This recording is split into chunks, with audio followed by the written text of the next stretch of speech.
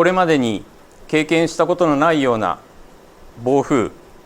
高波の恐れがあります。最大級の警戒が必要な状況です。気象庁は会見で、台風22号が今夜から明日にかけて伊豆諸島に接近し、暴風と波浪の特別警報を出す可能性があることを明らかにしました。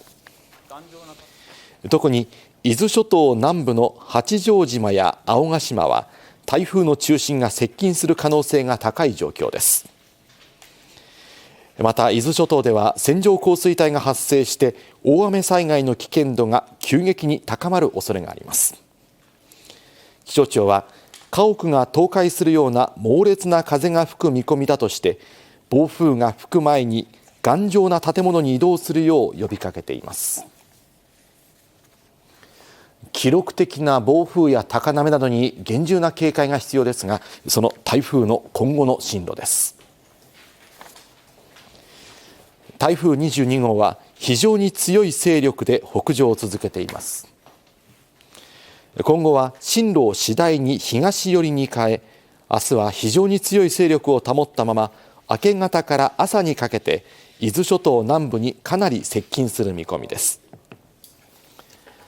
伊豆諸島では今夜遅くから風が非常に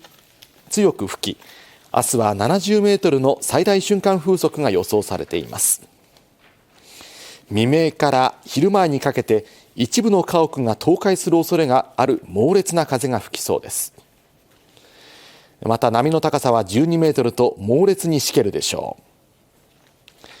明日昼までに予想される雨量は300ミリとなっていて、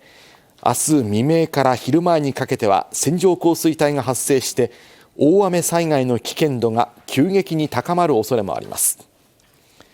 経験したことのないような暴風、高波、土砂災害などに厳重な警戒が必要です。早めに避難をしてください。